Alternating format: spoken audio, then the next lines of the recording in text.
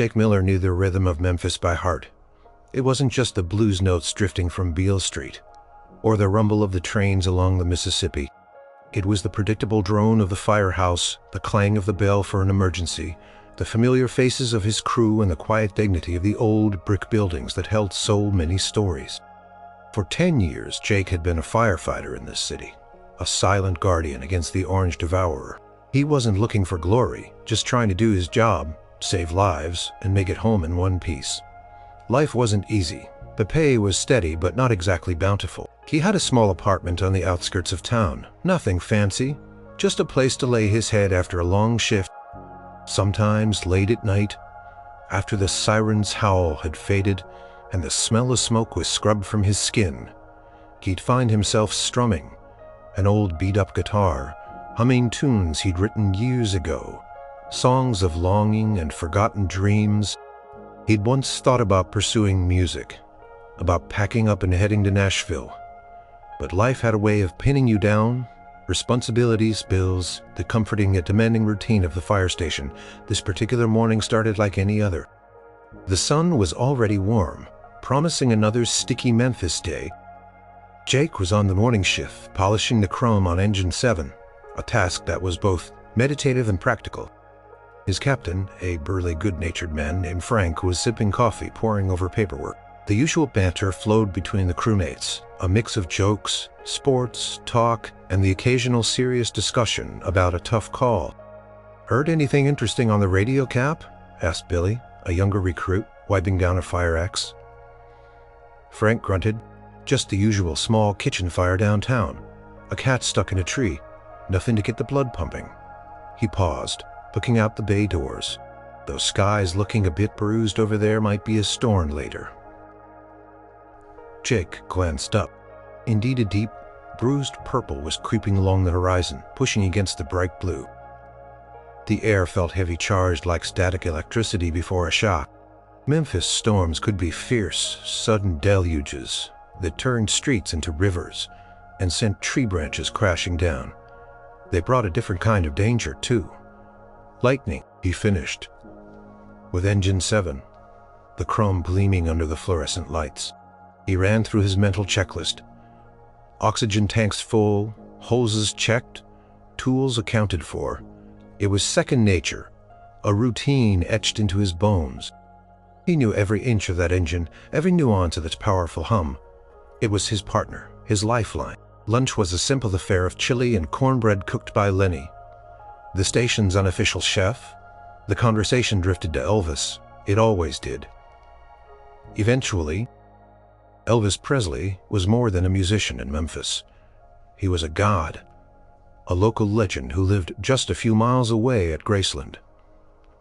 Everyone had an Elvis story, or knew someone who did.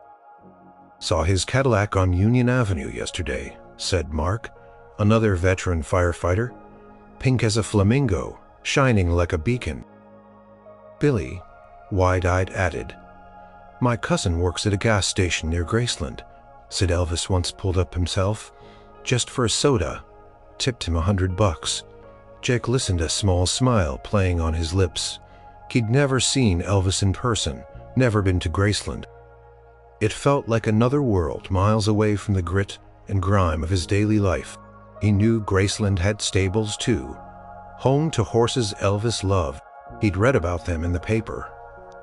How Elvis enjoyed riding around his property. He liked animals, especially horses. Growing up on his uncle's small farm, he'd learned to ride bareback before he could properly tie his shoes. Those memories felt distant now, almost like someone else's life. As the afternoon wore on, the sky darkened considerably. The air grew still and muggy, a precursor to the storm's fury. Distant rumbles of thunder began to echo low and guttural. The station felt strangely quiet, the usual hum replaced by an expectant hush. Radios crackled sporadically, but no alarms rang. Yet Jake felt a prickle on the back of his neck, an instinct honed over years of fighting fires. That quiet before the storm, literal and metaphorical, often meant something big was coming. He checked his gear one last time, tightening a strap on his helmet. His gut told him this wasn't going to be an ordinary night. It felt like the city was holding its breath, waiting for the sky to break open, waiting for the inevitable. He just hoped whatever came, he and his team would be ready. The bruised sky outside grew darker, a deep, ominous purple swallowing the last remnants of daylight. The first fat drops of rain began to splatter against the concrete outside the bay door, signaling the beginning of the storm. The storm broke with a vengeance. The first drops turned into a deluge, hammering against the fire station roof with a relentless roar. Lightning flashed, illuminating the world outside in stark, momentary white, followed by thunder that shook the very foundations of the building. Power flickered once, twice, before settling back into a steady hum. Emergency lights glowed in the common room, a backup in case the grid decided to give up completely. Jake stood by the large bay doors, watching the sheets of rain. It was a classic Memphis storm, violent and beautiful in its raw power. Water pooled in the street outside, reflecting the chaotic dance of the lightning.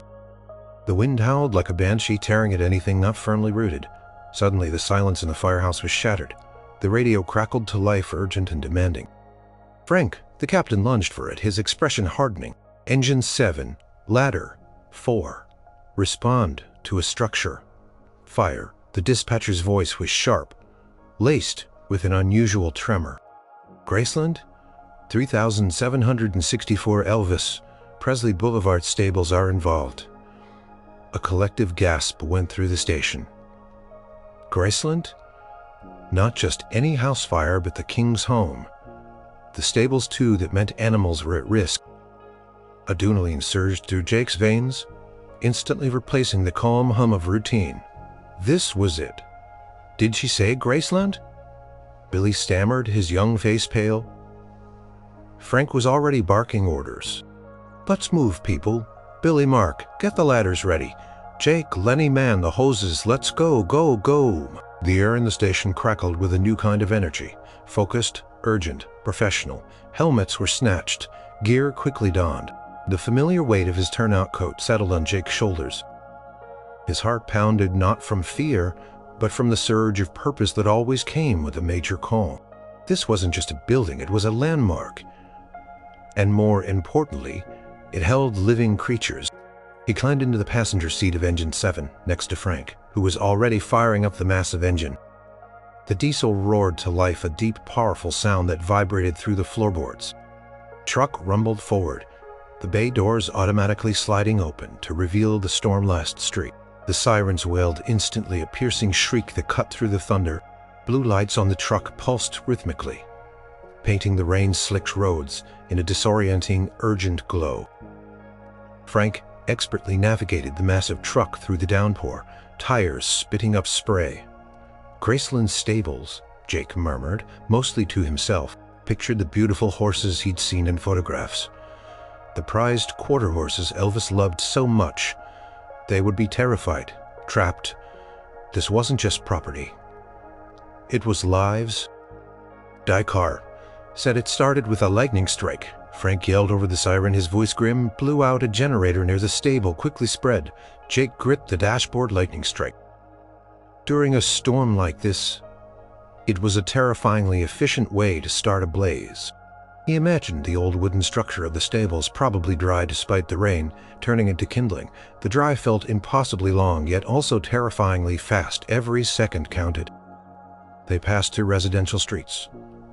The few cars out on the road pulling over immediately, drivers staring with a mixture of concern and morbid fascination as the massive fire truck barreled past. Jake tried to visualize the layout of Graceland, piecing together fragments he'd seen in magazines and documentaries. The mansion itself was set back, but the stables were closer to the perimeter, often accessible by a separate service road. That was good. Less risk to the main house, but still a significant fire. His mind raced. Planning, water supply, access points, wind direction, crucial factors in battling any blaze, especially one as large and high-profile as this. He thought about the horses. Could they be calmed? Could they be let out? Or would they be trapped in their stalls? The thought sent a chill down his spine, colder than the rain lashing against the windshield. "Approaching Graceland now," Frank shouted. "Looks like it's going pretty good." Jake leaned forward, peering through the rain-streaked windshield.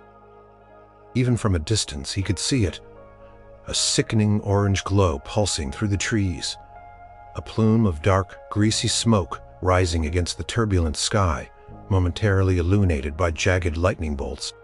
The smell of smoke, distinct and acrid, began to seep into the truck's cab, mixing with the clean scent of rain.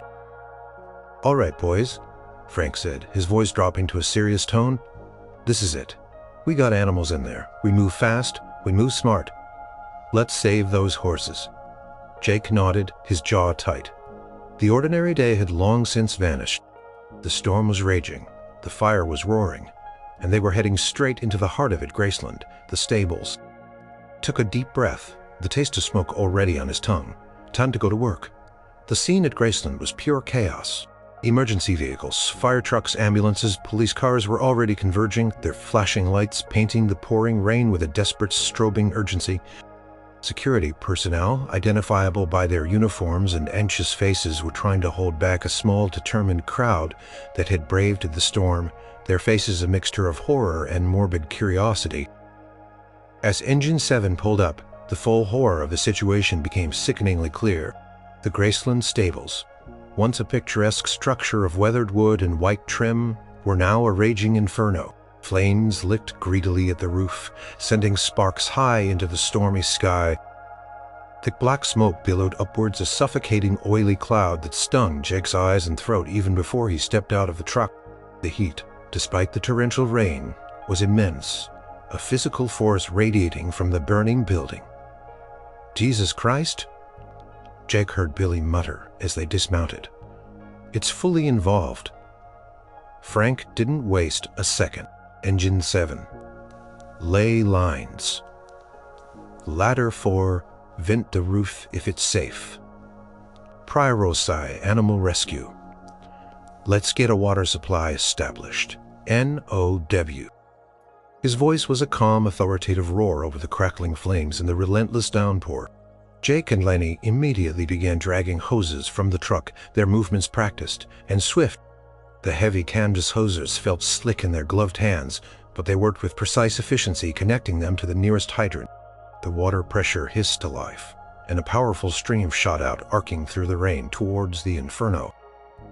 Other fire crews were already on scene, their figures silhouetted against the bright orange glow of the fire. They moved like ghosts in the smoke, their helmets glinting. The sounds were overwhelming, the roar of the fire, the hiss and crackle of burning wood, the shouts of the firefighters, the distant wail of sirens, and, most gut-wrenching of all, the panic whinnies of trapped horses. "Here and there. We gotta get to 'em," Lenny shouted back, his face grim, his eyes already searching for a way in. Suddenly a figure appeared through the swirling smoke near the stable entrance. It was Elvis Presley himself. He was without a coat, his hair plastered to his head by the rain, his face streaked with soot and tears.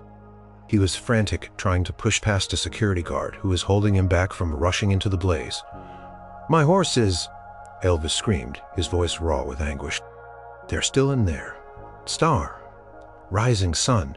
Someone has to get them." Jake felt a pang in his chest. He'd seen owners like this before, desperate and heartbroken, but this was Elvis the King, looking as vulnerable and human as anyone Jake had ever seen. The security guard was trying to explain the danger, but Elvis wasn't listening. He was utterly distraught. "Captain," Jake yelled, pointing towards Elvis.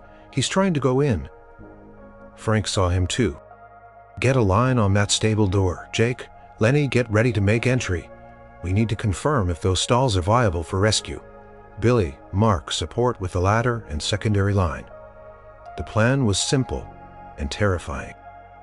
Jake and Lenny pushed through the smoke hoses, charged towards the main stable doors.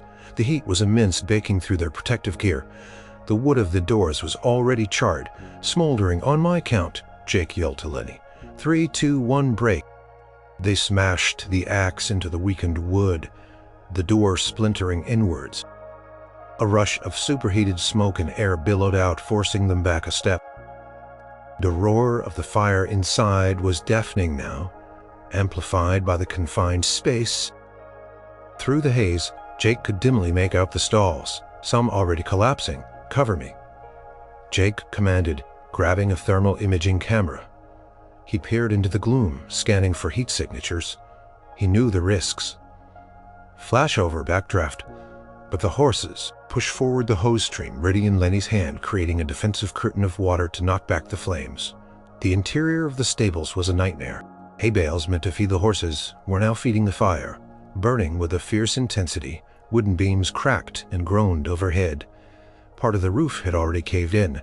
"I see them," Jake yelled, pointing with his free hand. In the very back, away from the worst of the flames, he could make out the frantic forms of several horses rearing in their stalls, their eyes wide with terror. 3, maybe 4 towards the back. He had to get to them. He had to calm them, lead them out. It was a race against time, against the fire that was consuming their world. Took a deep breath, the metallic taste of smoke filling his lungs, and pushed deeper into the inferno, the king's horses. They needed him. The heat inside the stables was oppressive, a suffocating blanket that pressed in on Jake from all sides. Sparks rained down from the collapsing roof, igniting fresh blazes in the hay and straw-covered floor. He could feel the sweat running down his back, even in his heavy turnout gear. But he ignored it, his focus absolute.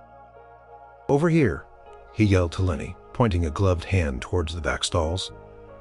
The horses were visible now, terrified and restless.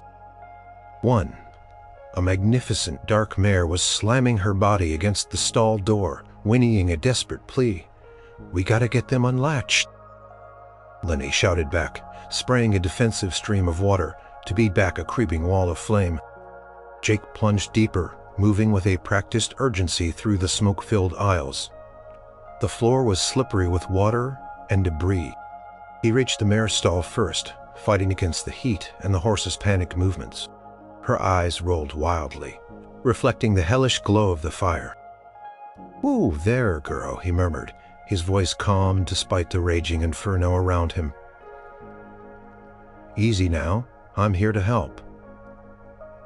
He fumbled with the latch, the metal hot under his touch. The mare, sensing a chance, pushed against the door just as he managed to get it open. She bolted, crashing past him into the smoke, heading blindly for the main door.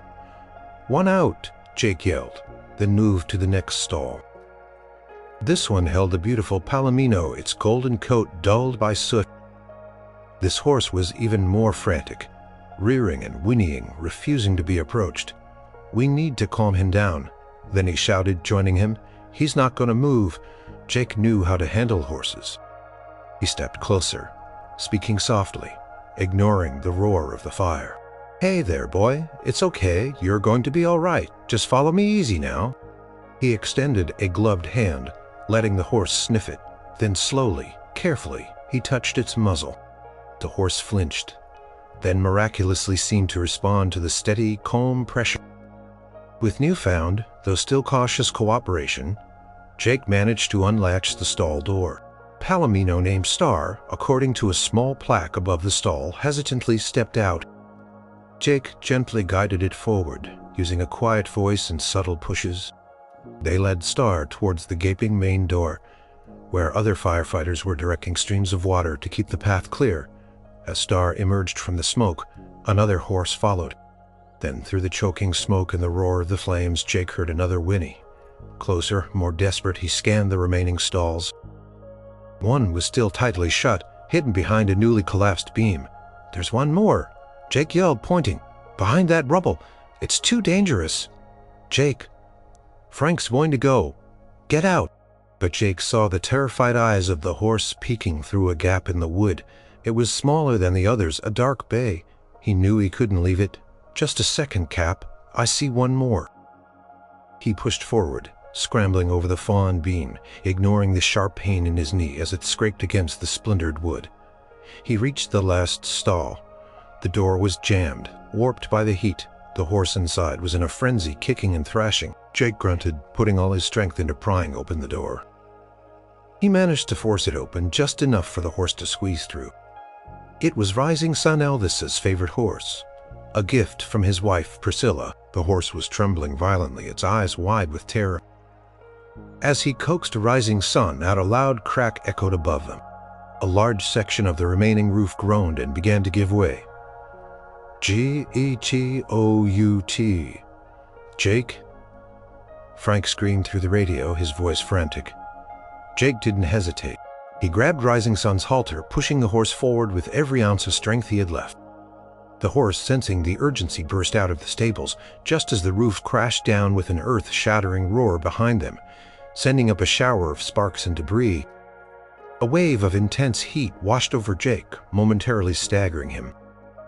He stumbled but kept his grip on the halter, half dragging the horse the last few yards to safety.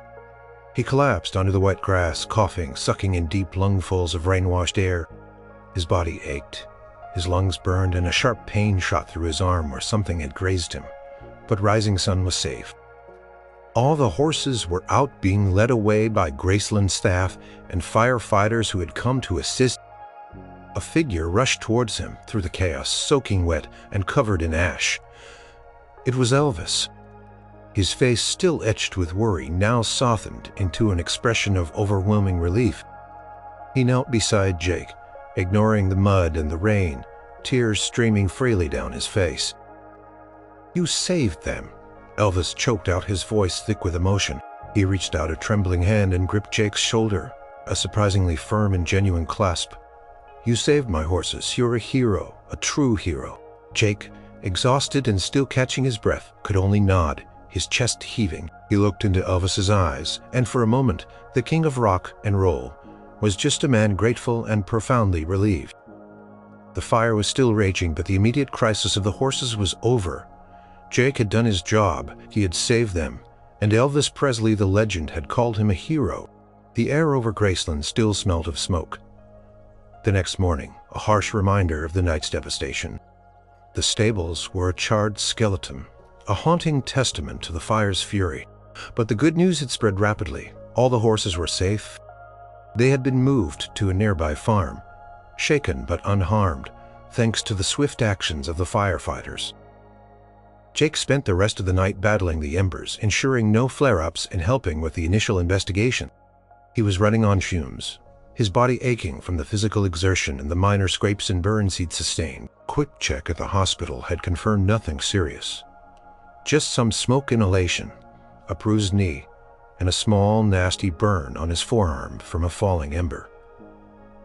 He was sent home with instructions to rest. Back at the firehouse later that morning, before he went off duty, the atmosphere was different. There was the usual post-fire, debriefing, serious, and focused, dissecting every aspect of the call. Frank praised the team, specifically mentioning Jake's bravery in going back for Rising Sun. Miller, "That was some damn fine work," Frank said, his eyes serious but approving. "Risky, but you pulled it off. Those horses mean a lot to the king." His colleagues clapped him on the back, offering congratulations. Billy, the young recruit, looked at him with awe. "You were incredible, Jake, going back in there. I don't know if I could have done it." Jake just shrugged, a little uncomfortable with the praise. "Just doing my job, kid. Horses needed saving, but it was more than just a job." Kept replaying the moment Elvis had looked him in the eye, his voice choked with emotion. Calling him a hero. It felt surreal, like a scene from a movie. Elvis Presley. It was hard to reconcile the distraught man he'd seen with the larger-than-life figure he was portrayed to be.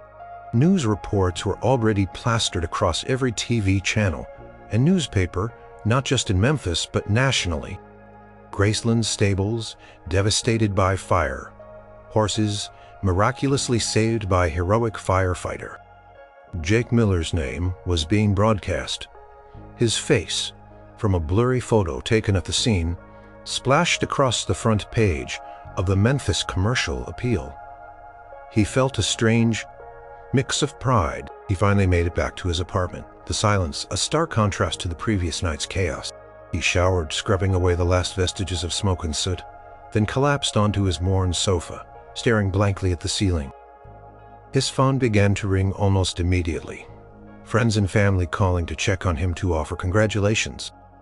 He answered, a few grateful for their concern, but eventually turned it off. He needed quiet. Just as he was drifting off, there was a knock on his door. He groaned, pulling himself up. Who could it be? He opened it cautiously to find a tall, impeccably dressed man standing on his porch. The man had kind eyes, but a serious demeanor. He held a small, unmarked envelope. "Mr. Miller?" the man asked, his voice smooth and professional. "My name is Tom Parker, Colonel Tom Parker. I'm Mr. Presley's manager." Jake's eyes widened. The Colonel? This was serious. He remembered stories about Elvis's manager, a shrewd businessman known for his enigmatic presence. Yes, that's me," Jake stammered, pulling himself straighter. The Colonel offered a slight formal smile. "Mr. Presley would like to express his profound gratitude for your actions last night. Saving his beloved horses, particularly Rising Sun, means the world to him. He considers you a true hero, Mr. Miller." "Just doing my job, sir," Jake repeated automatically. "Ms. Presley would very much like to thank you. In person, he extends an invitation for you to visit.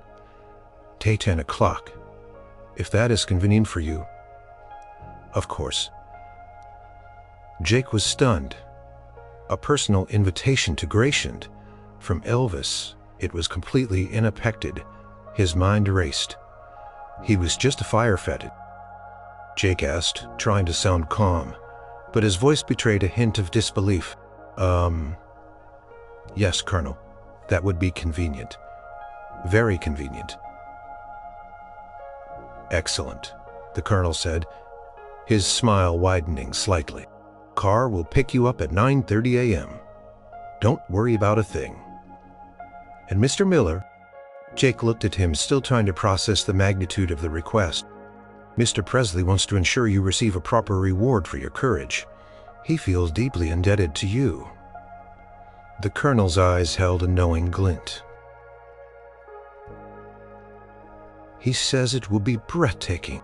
With that enigmatic statement, the Colonel nodded curtly and turned to leave, disappearing into a waiting black car that was so discreet, Jake hadn't even noticed it until now.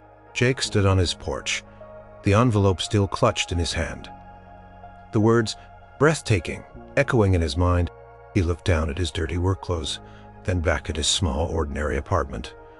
Tomorrow he was going to Graceland to meet Elvis, and something breathtaking awaited him. What could the king of rock and roll possibly have in mind for a simple firefighter? The thought both thrilled and utterly bewildered him. The next morning, Jake was a nervous wreck. He had tried to pick out the right clothes. Not his uniform, of course, but something respectful, not too casual. He settled on a clean-pressed button-down shirt and a pair of dark trousers. He even polished his shoes. He felt like he was preparing for a job interview, or maybe a wedding. The black car arrived precisely at 9:30 a.m. A sleek, gleaming Cadillac that looked far too expensive for his quiet street. The driver, a polite man in a suit, greeted him with a nod and opened the back door. Jake slid in, feeling incredibly out of place. The ride was smooth and silent, a stark contrast to the blaring sirens and bumpy roads of his usual work. As they approached Graceland, Jake's heart hammered against his ribs. The famous gates, adorned with musical notes, loomed ahead.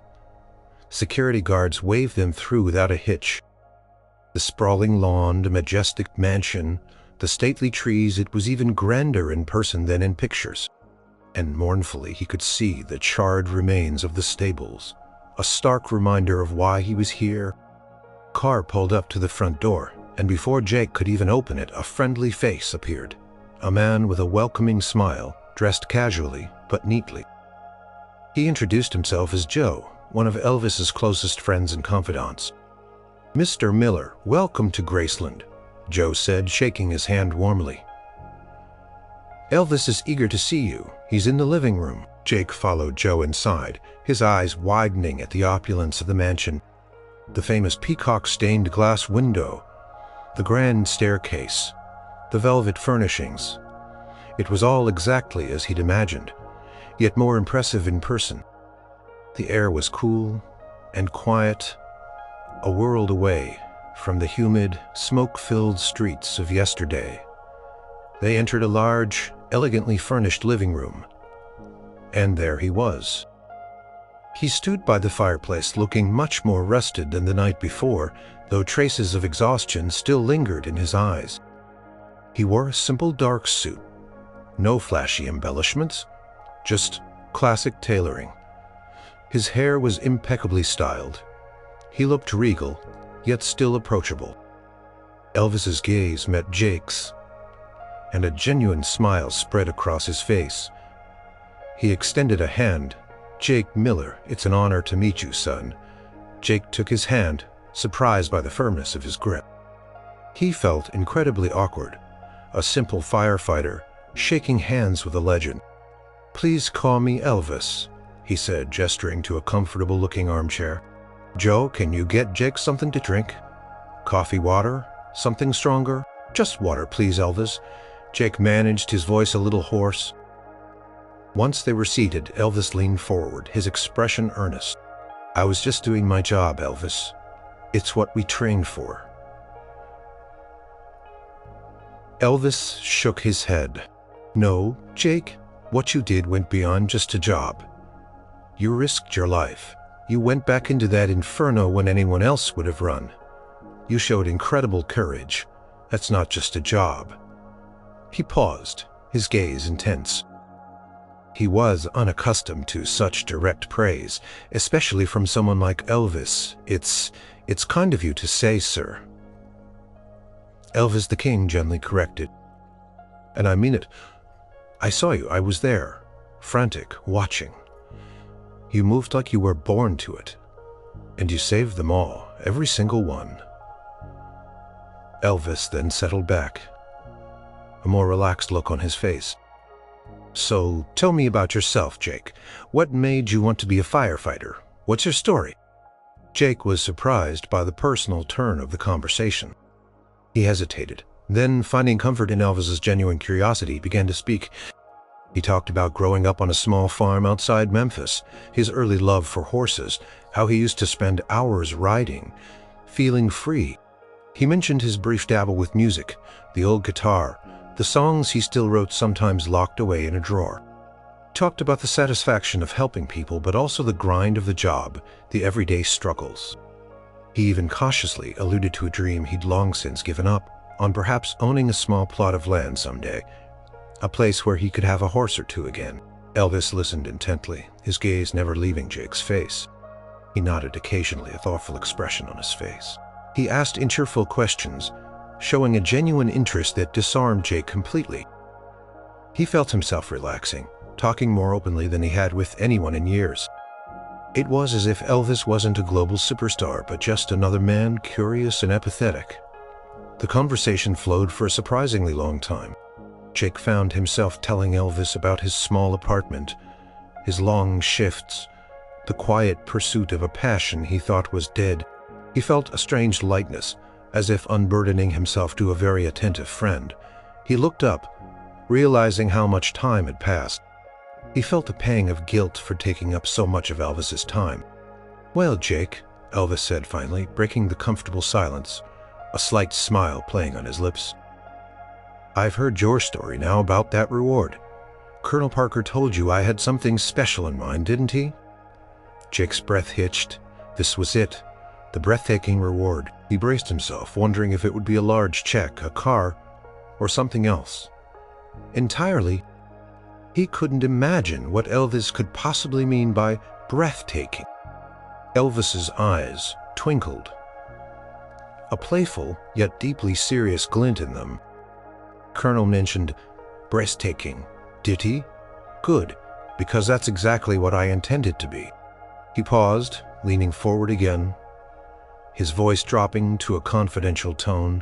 "Jake, when I saw you yesterday running into that fire, not for money or fame, but because lives were at stake, it really hit me. You're a man of true courage and you appreciate these animals as much as I do. That's a rare quality." He gestured vaguely around the opulent room. "People see this place, they see the cars, the clothes, the records. They think they know what makes me tick. But it's not the possessions. It's the music, it's my family, and it's these animals, these horses that bring me a peace." Nothing else can. And you saved that piece for me. How do you put a price on that? Jake shifted in his seat, still unsure what to expect. A large donation to the fire department. A personal gift. He couldn't fathom it. You mentioned you used to ride. Did you grow up around horses? Elvis continued, his tone thoughtful. You talked about wishing you had a little land, a place for a horse or two again. You also talked about your music, about songs you still write. Elvis looked directly at him, his gaze piercing. You have dreams, Jake, big ones maybe, ones you put aside because life got in the way. I understand that, more than you know. Jake felt a lump form in his throat. It was unnerving how quickly Elvis had picked up on these subtle hints, the unspoken longings Jake had buried deep. Now, most people, when they want to thank someone, they send a check, a nice big one, sure. Or they give them a car, maybe a vacation, Elvis mused. And don't get me wrong, there will be a financial reward. A substantial one, to ensure you and your family are comfortable, truly comfortable, for a very long time. More than enough to secure your future. Jake's eyes widened. He thought of his parents who had worked their fingers to the bone, and his own struggles to keep up with bills. But that's not the breathtaking part, Elvis said, a knowing smile playing on his lips. Money helps, Jake. It takes away the worries, but it doesn't give you purpose. It doesn't fulfill a dream. He leaned back, gesturing with his hands. My life, it's blessed beyond measure. I have wealth, fame, but the greatest blessing is the ability to share, that to use what I have to help others, to make a real difference, and that's what I want to do for you. Jake, you saved my stables, yes, but you saved something more important. You saved a part of my soul, and now I want to help you rebuild yours, to recapture that dream you talked about. I want to help you get that land, Jake. Not just a small plot, but a real working ranch. Big enough for those horses you dream of. Maybe even a place where you can teach others to ride or rescue more animal. It was so far beyond anything he'd ever imagined, a fantasy he'd long since dismissed as impossible. And if they're good, and something tells me they are, I'll make sure they get heard. No strings attached. Just a genuine opportunity to explore that talent. Elvis paused, letting the magnitude of his words sink in. This isn't just about money, Jake, to start fresh, to build something new. Something truly yours. It's about giving you the freedom to pursue the life you truly want, the one you put on hold. That, to me, is breathtaking. What do you say, Jake Miller? Are you ready to chase a dream? This wasn't just a reward. It was a complete transformation of his life. A second chance he never thought he'd get.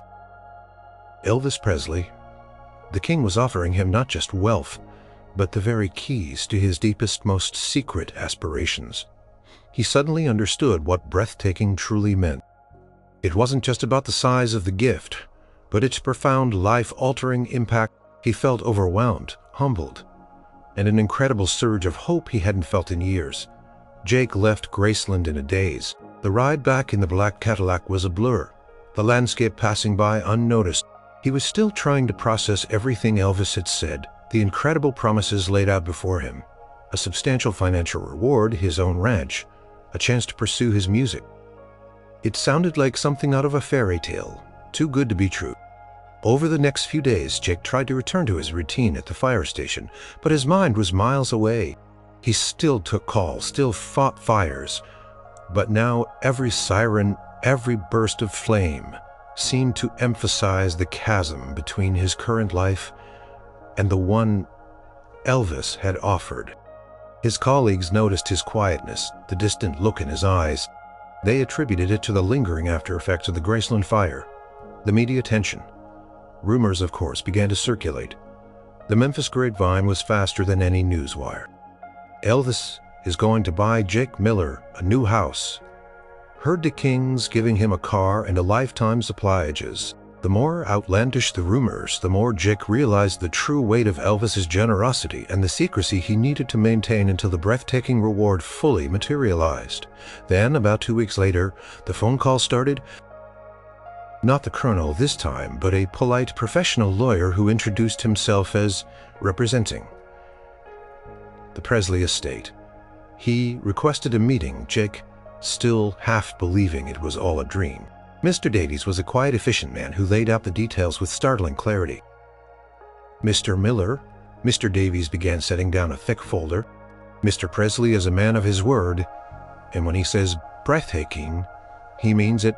Firstly, he has established a trust fund in your name. It's fully funded and will provide a comfortable lifelong income for you.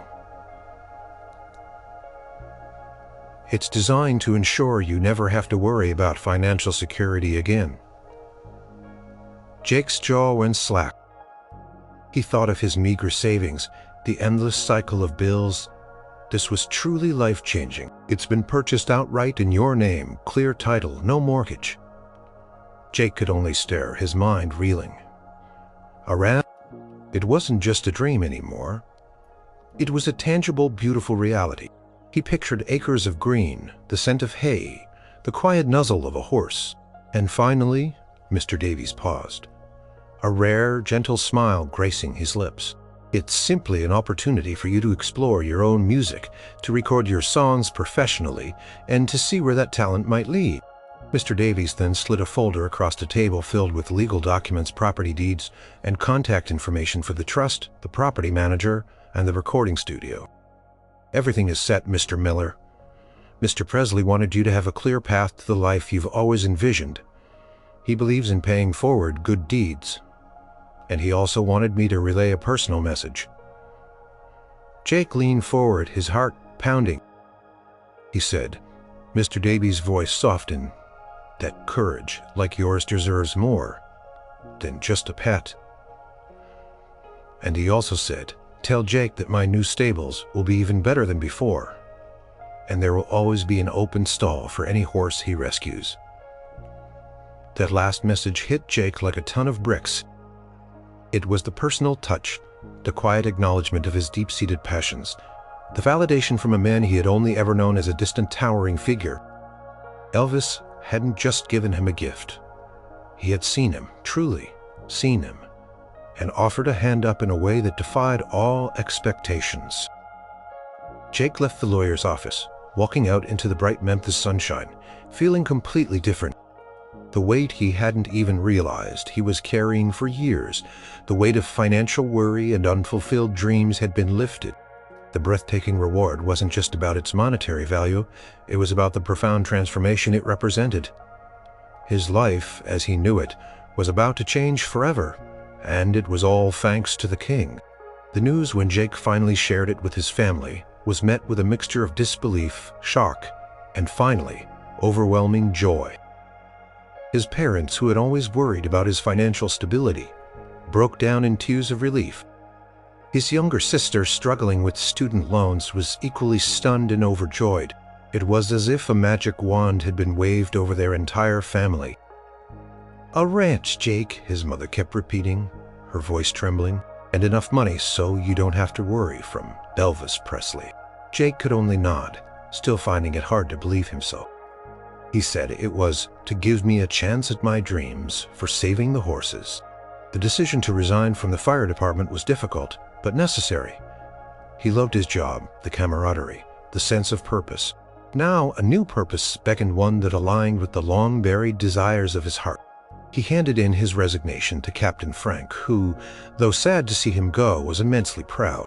Jake, you earned this, son, Frank said, shaking his hand firmly, his eyes a little misty. Go, chase that dream, and if you ever need a hand, you call us. You're always part of the family. Process of transitioning to his new life moved with astonishing speed. Orchestrated by Elvis's efficient team, within weeks the paperwork was finalized. The trust was active, and the keys to his new property were in his hand. The ranch, located about an hour outside Memphis, was even more beautiful than he'd imagined. Rolling green pastures, a charming, if slightly rustic, farmhouse, and the skeletal remains of an old barn that could be rebuilt into state-of-the-art stables. It was perfect. He spent his first few weeks at the ranch simply absorbing it all, walking the land, breathing in the fresh country air. He still couldn't quite believe it was his. The sheer generosity. He hired a local contractor to start rebuilding the stables, drawing up plans for spacious stalls, a new riding arena, and plenty of turnout space. He wanted it to be a haven for horses, a place built with love and gratitude. Then came the music. The lawyer, Mr. Davies, had arranged for him to fly to Nashville. The recording studio was a legendary place, steeped in musical history. Jake, who had only ever strummed his guitar in his small apartment, was now sitting in front of a professional microphone, surrounded by soundproof walls and state-of-the-art equipment. The engineers and session musicians, all highly respected in the industry, were incredibly kind and professional, treating him not as a novice but as a fellow artist. He played them his songs, the ones he'd written over years, full of quiet, longing stories of everyday life and a touch of the blues he'd absorbed. From Memphis, to his astonishment, the musicians loved them. They added their expertise, elevating his simple melodies into rich, full arrangements. The process was exhilarating, terrifying, and deeply fulfilling. He poured his heart into every note, every lyric. He wasn't sure if these songs would ever be released, but the act of creating them in such a professional setting, of hearing them come alive, was a reward in itself. During this time, he received occasional discreet messages from Graceland. Not from Elvis directly, but from Joe, or sometimes the Colonel's assistant, checking in, making sure everything was going smoothly. They always conveyed Elvis's well wishes and his continued gratitude. Jake even received a personal handwritten note from Elvis himself. Simple but heartfelt. "Keep chasing that dream, Jake. You deserve it. And let me know when those stables are ready. I might just have to bring Rising Sun for a visit."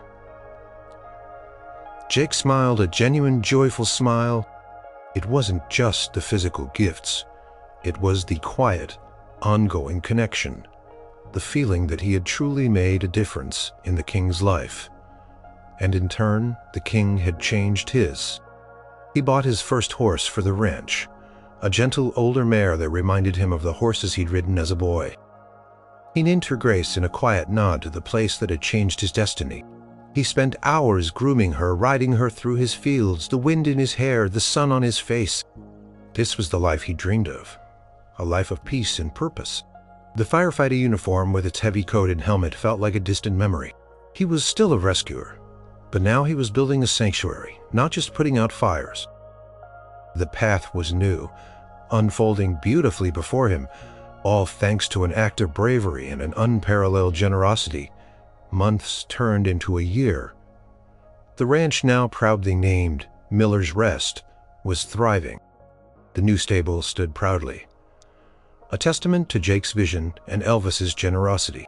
They were built with sturdy, fire-resistant materials, a quiet nod to the past, but designed with modern comfort and safety for the dozen horses now residing there.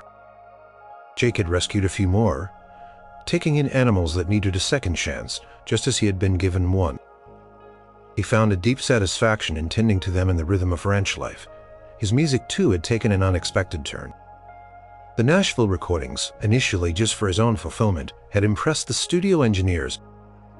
With Elvis's quiet backing and encouragement, a small independent label had picked up a few of his songs, releasing them as a modest EP. They weren't chart toppers, but they found an audience, particularly among those who appreciated heartfelt acoustic storytelling. He even performed at local festivals, his voice calm and resonant, his psalms full of the wisdom and quiet strength he'd gained. He was no Elvis, but he was Jake Miller, and he was making music that was authentically his own. He often reflected on that fateful night, the roaring fire, the panicked horses, the raw emotion on Elvis's face. He remembered the feeling of the heat, the smell of smoke, the bone-deep exhaustion, and then the surreal meeting at Graceland, the king's earnest gratitude, his piercing questions about Jake's dreams. The breathtaking reward wasn't just the financial security, though that had alleviated a lifetime of worry. It wasn't just the ranch, though. It was his sanctuary and his purpose. It wasn't even just the chance to make his music, though, that filled a creative void he hadn't known was so deep. The most breathtaking part was the profound human connection. The validation from a legend who saw beyond the uniform and into the heart of a man. Elvis the King had reached out and not only pulled him from the fire, but had helped him build an entirely new life from the ashes of a forgotten dream. He maintained a quiet connection with Graceland. Joe occasionally called just to chat. Colonel Parker would send holiday greetings. And then one sunny afternoon, a familiar black Cadillac pulled up to the gates of Miller's Rest. Jake was out in the pasture, checking on his horses. When he saw it, his heart leaped. Elvis Presley stepped out of the car, dressed in a casual denim shirt and jeans, looking relaxed and happy. He wasn't surrounded by an entourage, just Joe, who stayed discreetly by the car. "Elvis, me," Jake grinned, walking towards him, a genuine smile splitting his face. "Jake," Elvis beamed, his blue eyes shining. He looked around the ranch, taking in the rebuilt stables, the grazing horses, the peaceful landscape. "This is incredible, son. Truly incredible. Just as I pictured it." He walked towards the new stables, admiring the craftsmanship. Jake led him inside where the horses whinnied softly, curious about the visitor. Elvis spent a long time stroking each horse, murmuring to them his love for animals, evident in every gesture. "And where's Rising Sun?" Elvis asked. A playful glint in his eye. "He's still at your place, Elvis," Jake chuckled. "But I rebuilt this one exactly as you said. There's always an open stall for him, or for any of your horses, anytime." Elvis clapped him on the shoulder, a genuine warmth in his touch. "That's good to know, Jake. That's real good to know." He looked out at the rolling fields, then back at Jake, his expression serious for a moment. "You've built something special here. You took that opportunity, and you made it into something real. I'm proud of you, Jake." Those words, coming from Elvis Presley, meant more to Jake than any award or accolade. It was the deepest form of gratitude and respect. They spent the rest of the afternoon talking not about fame or fortune, but about horses, about life, about dreams fulfilled. Elvis even hummed along when Jake played him one of his new songs on a beat-up guitar. He kept in the farmhouse. It was a simple, perfect moment. Two men, one a global icon, the other a humble firefighter, connected by a shared act of bravery and an extraordinary act of kindness. As the sun began to set, painting the sky in hues of orange, Elvis prepared to leave, taking his hand firmly. "Keep up the good work on the ranch," and with that, music. "You too, Elvis," Jake replied, a lump in his throat. "And thank you for everything." He got back in his car, and as it drove away, Jake watched until it was just a tiny speck disappearing down the road. He stood there for a long time, the cool evening air washing over him, a profound sense of peace settling in his heart. He looked around his ranch, his home, the culmination of a rescue that had spiraled into a miracle. The stables were rebuilt, stronger and safer. The horses were content. His music was finally being heard. His future was secure, all because a firefighter saved Graceland's stables, and Elvis Presley gave him a reward that was truly, utterly breathtaking. And in that moment, Jake knew that some fires, even those that destroy, could also forge something beautiful and everlasting from the ashes.